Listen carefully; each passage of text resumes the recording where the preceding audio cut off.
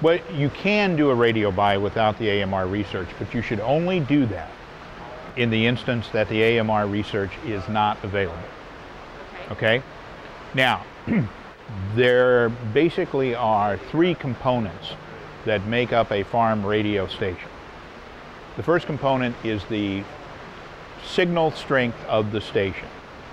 Okay? It has to have enough of a signal to make sure it gets out and covers enough counties or the agriculture that's within its general area. Okay? That's step number one.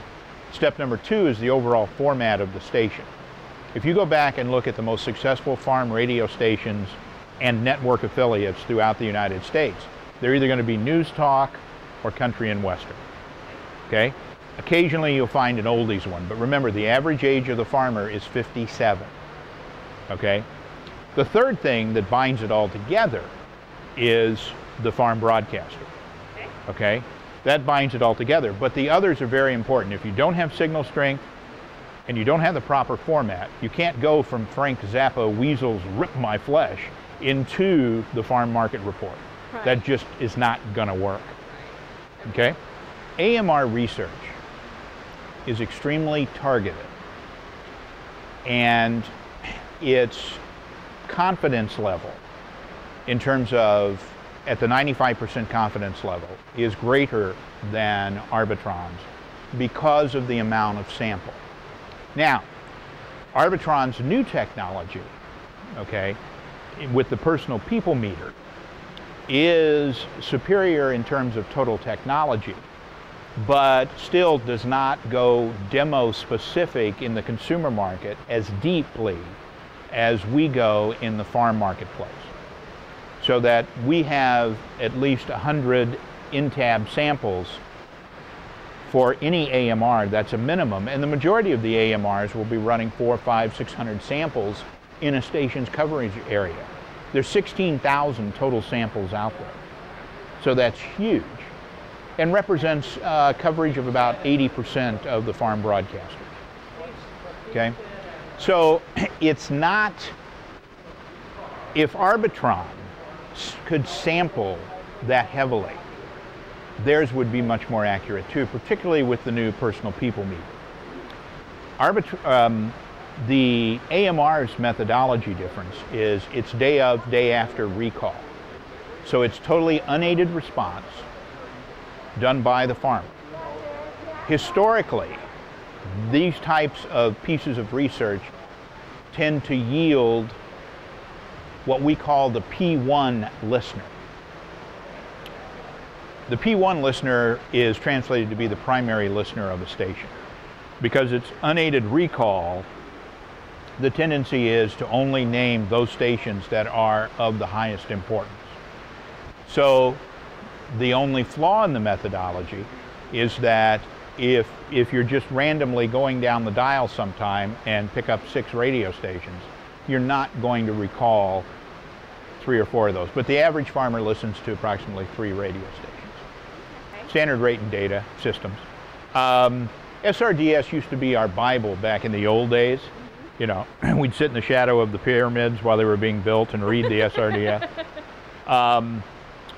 Today, it's pretty much handled electronically, but they used to be these huge books that listed every radio station in the United States, all their formats.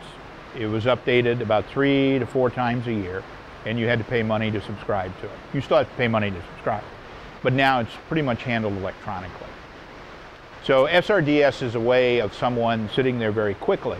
In the old days, when I first started, you would first start your plan by pulling out of the SRDS what the available stations were for the geography you were trying to cover. This is before it was all computerized and prior to the AMR ratings. The AMR ratings did not exist until after 1992. 1994 was the first major survey that was released.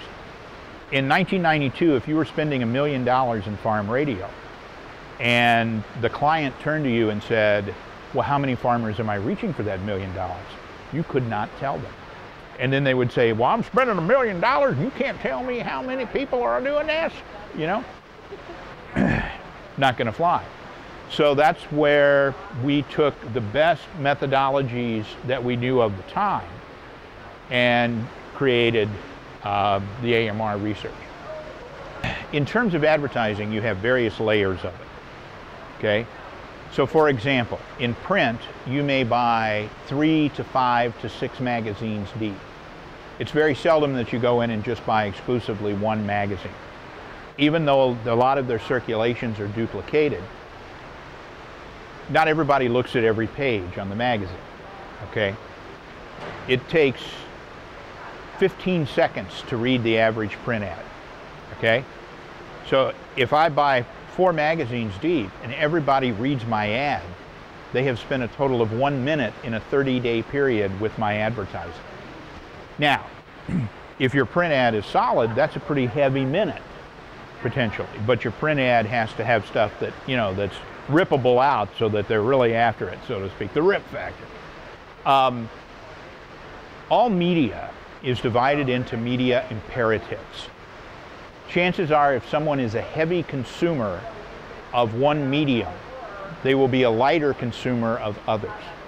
So what you do is you try to balance that out, so that usually you have about 20 to 30% of the farmers that are extremely heavy radio, very light television. You might have the reverse true with television. In print, you know, you have the same thing. So what you have to do is hit the various mediums and build it through. Now, when it comes to individual radio stations and going into a single market buy in radio, normally a radio station is the dominant farm station in a marketplace. Going back to our factors of format, signal strength, and NAFB farm broadcasting, okay? However, there can be other stations that bleed into the outskirts of the market that could be as part of a network, okay? It is very rare now in ag that you have 2 powerhouse farm stations in the same marketplace. In the old days, you know, in the old days, when I was buying radio with Ronald Reagan, we would, just kidding, we would have situations where there were actually 2 strong farm stations in a market. Today you really don't see that. You know, you just have to do your homework. You have to study it.